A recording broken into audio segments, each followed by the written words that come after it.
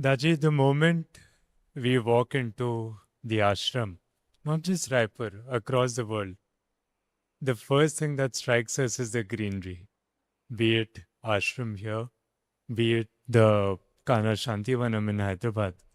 To my friends who don't know, Kana Shantivanam is our headquarters of more than 1400 acres in Hyderabad, and it is one of the greenest places which you can ever imagine. We talk about climate consciousness. आजकल everyone is aware कि the importance and the need to be climate conscious, to take actions towards it. Daji, to our young people today, as individuals, as community, how do you suggest that in our daily life we can start bringing about some of these changes so that for your granddaughter here, my niece here, we leave a better tomorrow? Hello, Amaya. Okay. Most of all, welcome to YI, Young India. And it's such a great feeling to have such youth who are now getting exposed to heartfulness way. It's a way of life. Way of life that is guided by the heart. And whenever we are guided by the heart, we become extra sensitive to our conscience. Should I do this? Should I not? And at every juncture in life, we are always, and especially critical moments, what should I pursue? Should I introduce this product in the market or not? Should I invest money in this, that? Should I take up the job, go to marry, etc.? And when to have children, maybe after 2 years of marriage or maybe 12 years of marriage. All these are heart-guided solutions. Questions are a little solution for the heart about whenever we follow the mind, it pricks you. It takes you into pampering your own selfish desires. Heart will bypass that and give the straight answer. Unfortunately, people think that the heart is a big thing, it's an emotional thing. Maybe. But get on all the distance that you have made so far in your life. And whenever you have gone against the heart and followed the mind, observe the consequences. And the quick, from that only you can decide, I shall follow my heart. Now we'll get the clearer and clearer solutions from within the heart. The lens of your heart has to be clear and clean. How are you going to clean? The glass limit is not possible. Our heart remains louded in the most bang that can, and it is always from the past. So it did something to me under those circumstances. I must never perseverance at the person and we extrapolate that as spoiler of future. The future also, if considered the ABB vipas, the quote both free and fulfillment of desires. So we are torn between ambitions, need, desires, and so many things in life. Does that mean I shouldn't have desires? No, that's not the call of yoga. Otherwise, even to have a desire for God can be a problem for one and all, see. The main thing that we have to understand that how do I get the right message from my heart? So, first, create the purity in the heart. Yogic practices are there whereby we can clean our heart from the past impressions. Secondly, we should lead a life in such a way that we don't go on forming the impressions that can hinder our future. That means it's a defensive lifestyle. You must have learned how to have a, driving, defensive driving. My Guruji used to say, drive as if samne wala bewkoof hai. So you will always be very careful. Same thing, we drive through the, chaotic style of life by remaining very defensive. Not that you want to hurt anyone, we don't want to. There is no intention of doing such a thing. But it helps us sail through such complicated situations in life only when we follow the heart. See? When we meditate, like this, just now we did meditating on the presence of the divinity which is already there in our heart, we settle, we center ourselves, and we feel at peace. You can see the difference before you came here, before you meditated and after you meditated. Unfortunately, I had to cut short the meditation, but we recommend at least 40 minutes of meditation and see how you really feel. Often youngsters, they ask, can you give us a guideline or is there a guidebook that can help us navigating through life? There are no guidebooks. How many things can you teach? I'm very fond of Osho's storytelling way of, describing very tough situations of life. And one of his story is on a thief.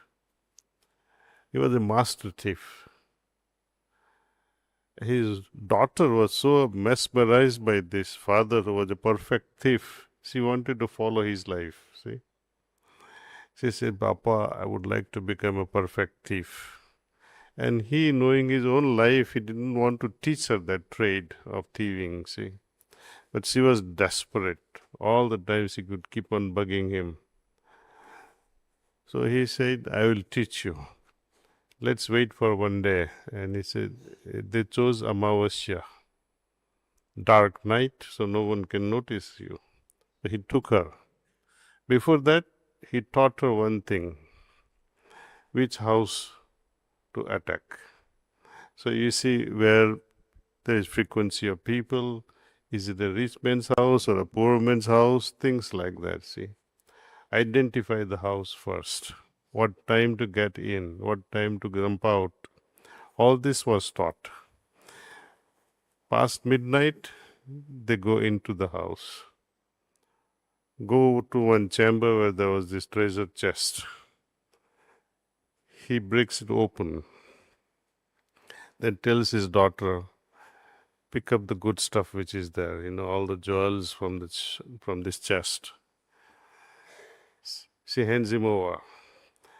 Father was mischievous. What he did was unbelievable. He closed the chest and locked it up from outside. So she was screaming and kicking with her legs over the chest and making so much of noise, so the entire house woke up. Father left the house before that, see. All the maids and servants came. They say, oh, we finally got her. She's inside the chest. They opened the chest and they were with the lantern. The maids, they came to see with the lantern. Due to presence of her mind, they blew it off. The flame was there that was giving the light. She just blew it. Everything became dark, and in that darkness, she escaped. And where there was a little well, she picked up a little boulder and threw that into the well, making them believe that she had fallen into that well. So maids and all servants, they thought she has died now. She is going to get drowned in the well. And she escapes that way. Reaching home, she gets upset with Dad and said, why did you have to do that, Dad? We had everything in our hands. You nearly got me killed. So father says, now you'll be a better thief than myself. I don't have to teach you anything. What is required is a presence of mind in every situation, you see. Because every situation throws a different curved ball on us. Have you played cricket? If you knew how to play only one style of ball, it was very easy. But every now and then there's a different ball, different speed, different spin, fast, bouncer, who knows? And life throws many curved balls on us. So, meditative mind picks up the problems often before they arise. Meditation to me, thus, is a kind of vaccinating your mind against many situations. So, I would highly recommend meditation. It's not only for God realization, but even to survive in this mundane world, it can help us at least attain deeper level of peace and comfort. So, Master, when young people you mentioned, they often ask, is there a guidebook? Somehow we've realized, and this is a very personal question as well, that young people say that our time is now. They're very energetic. But somehow when it comes to spirituality or meditation, they say the time for that will come later. How do we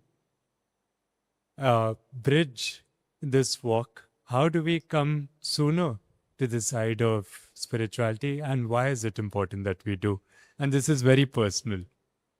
Uh, just your thoughts on it. To me, spiritual journey should begin at the very moment of conception. When that moment is lost because of parents, we have to wait until you turn 15. Now you guess for a moment you are retired and you are 68, 70 years old. Would you be able to meditate? Can you sit? You have already at such a young age taken up a chair. Imagine yourself at 60 plus. Would you be able to sit even in the chair properly with your back properly erect? When you cannot even remember things, how would you remember your continuity of spiritual experiences which are so refined? So I would not recommend to postpone the most essential thing. Now think of it in a scientific way. Genetically pre-exposed spiritual man and his progeny, or a woman, her progeny. If you become spiritualized at the age of 70, how can you transfer your genetic pre-exposure to your next generation? Think about it. If you want to transmit your spiritual bent of mind to the future generation, you better be spiritual even before you get married. So that is one thing you have to understand. Nowadays there is a trend of getting married later and later and later. Imagine what really happens to your genetic chromosomes. As we age, they tend to become weaker and weaker and weaker and weaker. And you see many people having conception problems, mental problems of children being born to parents who are 30 plus. Moreover, to adjust with each other, having your neurons hardwired means you both are in a certain habitual rut. To adjust with each other will be even more difficult. Though you may be friend in the beginning, but that very friendship that attracted you through those common habits will become your enemy. So sooner the better. Please don't delay it. I have also shared this with one of my friend's daughter. She came to visit us sometime in 2012. At that time, she was 28 years of age or so. So I said, Beta, when are you getting married? As usual, we ask such questions to children. She says, Uncle, I'll get married when I'm 30 plus, 32 or 33. I said, wonderful. Then I asked her, who is the best person in your family whom you like the most? Like Amaya, I asked. She said, my grandma. Then I had the opportunity of teasing her. When you marry at 32, will your child see her grandma? And will your grandma be able to talk to her the way your grandma did with you, or play with you, or share stories with you? She started calculating that when I am 32 and have my children by 36, my mother would be 75 plus, and who knows, she may not be there at all. And even if she is there, think of a father at 75. Would he be able to play cricket or volleyball with grandchildren? And when grandparents are not able to interact with grandchildren, what happens? The bridge that connects them is lost. Parents do not have much time, nor they have patience to interact with children the way grandparents can. Think of Amazon forests where there are medicine men, elderly folks. Because of this trend, especially in Brazil, Amazonian forests, a lot of youngsters are migrating to cities. Old people, elderly generations, where they had so much of knowledge of medicinal plants, trees, herbs, minerals, water system, plants and animals, birds. They have collected that knowledge for thousands of years. Now, in the absence of these next generations who are now migrating to cities, how can they transfer that knowledge? That connecting bridges are being broken. Transfer knowledge is not happening. Same thing is happening in our society. Without grandparents, simply bypassing, children are left to learn whatever they can, anything from anyone, not from parents. Grandparents are not there around. So naturally, you can imagine the status of the society. And this is indirectly connected by choosing our marriageable age. Master, when we talk about religion and spirituality, you recently also wrote an article on the relevance of the Bhagavad Gita. We continue to realize that religion and spirituality don't just coexist, they're codependent. Both of them come together to form a very, very strong bond. Can you just shed some light on that for all of us? To me, religion is a kind of a jail. Same thing, spirituality. If you allow the limits of spirituality bind you, the way most people are bound by religion. Let me explain to you. When you believe in God, say I believe in Lord Rama, for example, or I believe in Lord Krishna, or I believe in Ma Durga, or I believe in Islam, or I believe in Christianity, or I believe in Sikhism. These are all indoctrinations by our parents with good intentions. They teach us fundamentally one thing, that there is God, and they help us associate God based on their learnings from their parents. And when we ask grandparents and say, why Krishna? Why should I worship Krishna? Why should I worship Rama? Then they say, oh, this has been our family tradition. This is our family guru or family ma or family deity. So with that we begin with the belief and we remain unfortunately satisfied superficially with such belief system. And you say God is there? Yes. Have you experienced it? No. This will be the general answer.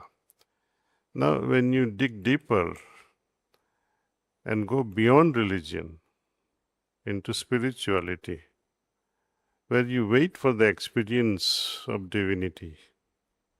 So now your belief that I believe in God is now being strengthened by your experience. So you're no longer in a simple belief, but your belief system is now supplemented with your own conviction. It's like, earlier we used to have the gold backing for the currencies. Stronger the currency means they have a larger amount of gold that is backing up the strength of the currency. Same thing, our belief will get its own strength and life from our own experience. That experiencing is spirituality. But to remain tied with these experiences and oh, I'm so fortunate and I'm experiencing this, that's also a tragedy because you are stuck with experiences. It's like when I come to you and enjoy your hospitality for 3 months, 4 months at Corona family. Wow. And then I say, this gentleman is great. He's very generous. Hospitality is great. I'm able to enjoy this. But deep down in my heart, I would say, I wish I was also as rich, as wealthy as this person. So experiencing rich hospitality versus becoming rich. Like that, divine experiences are great. But to become divine, it's a different story. So there is a graduation from being in a religion where there is belief to experiencing in spirituality and going beyond that into becoming. That is reality. And then when we transcend even that, there will be bliss. And that too also ends, according to my master, where you are not able to say which experience or what. Because now you become one with. It's like when the raindrops falls in the ocean, that raindrop is not left behind to say what, see how I have become the ocean. If the raindrop falls in the ocean and still says I am a raindrop experiencing the ocean, there is something wrong. If a person says I am a God realized person, run away. Because that awareness, that consciousness will not agree with you to make such a statement. Master, in your recent book, Power of Paradoxes, discipline versus freedom, stability and flexibility, in all of our lives, contradictions are a part of it. They're sometimes key defining factors. सब आप बताते हैं कि contradictions are not barriers, but actually enablers of transformation.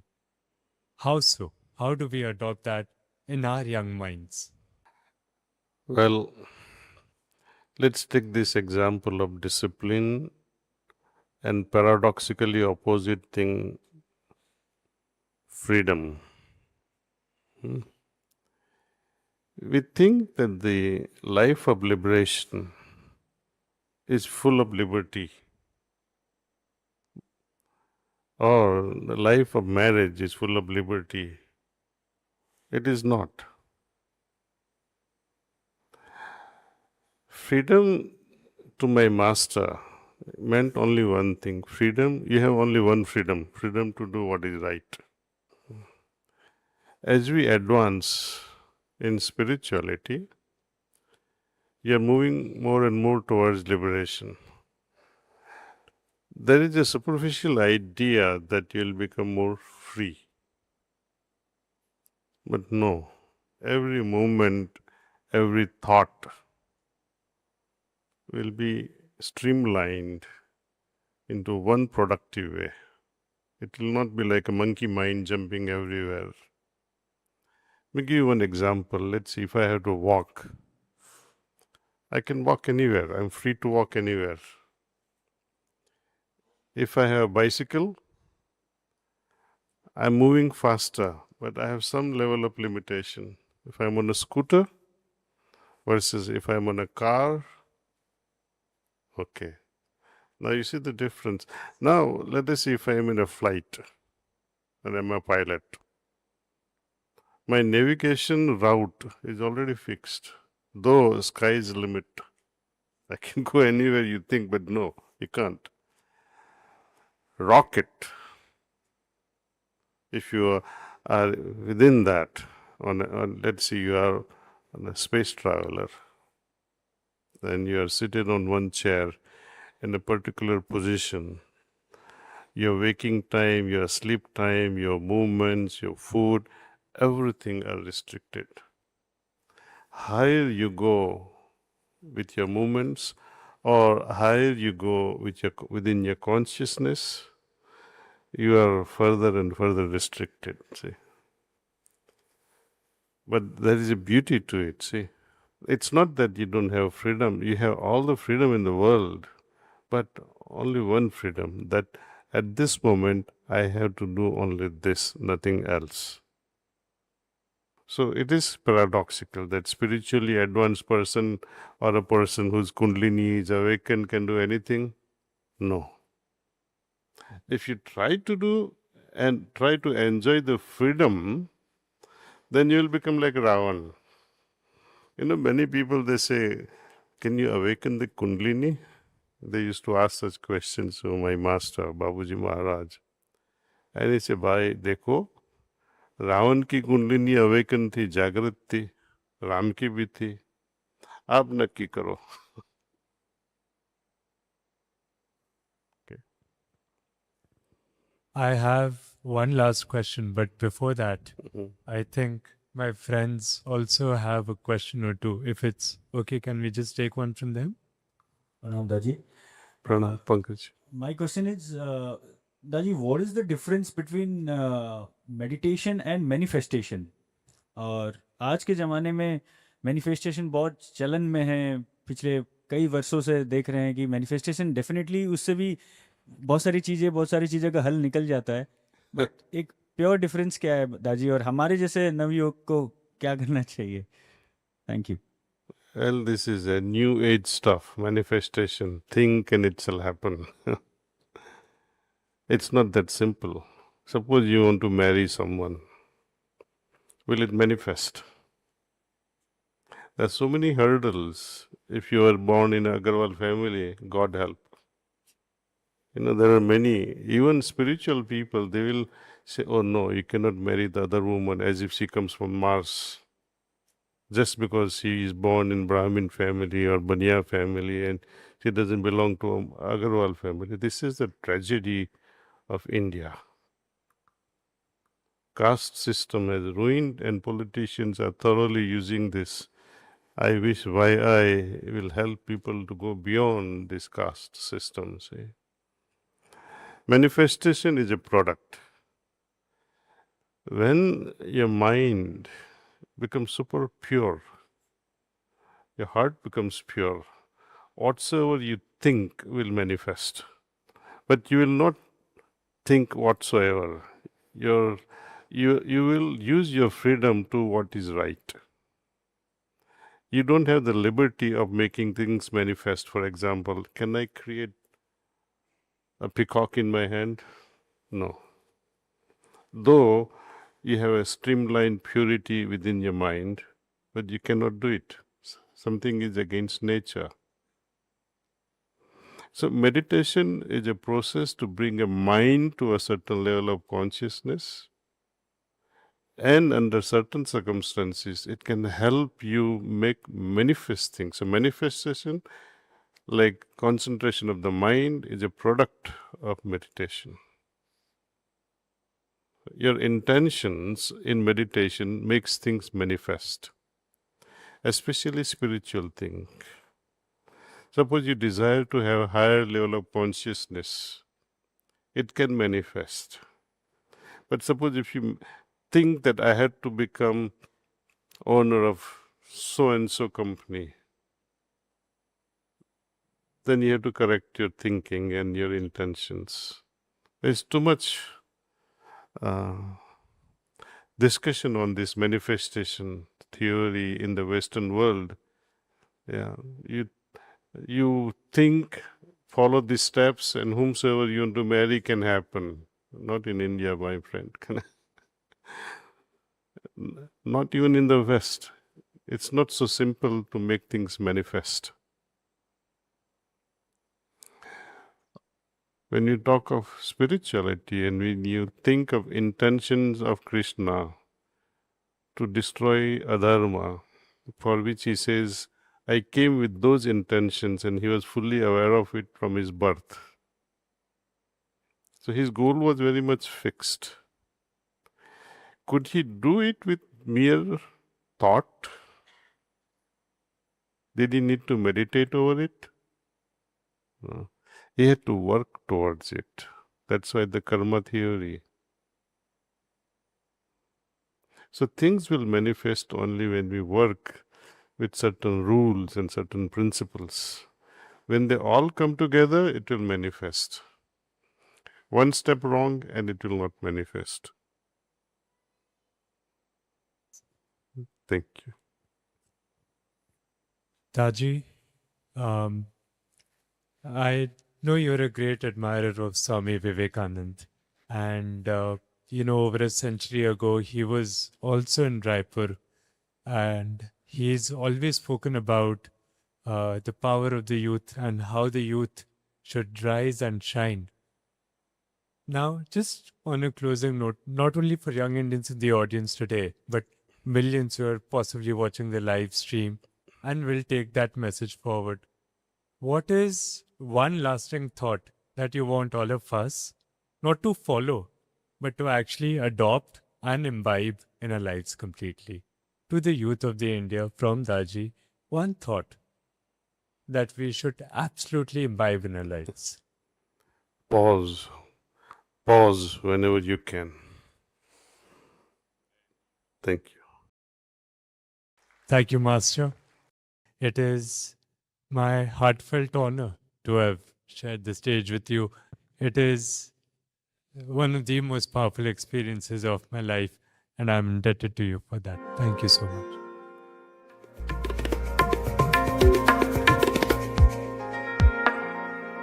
So it's very simple, I think. It's very simple.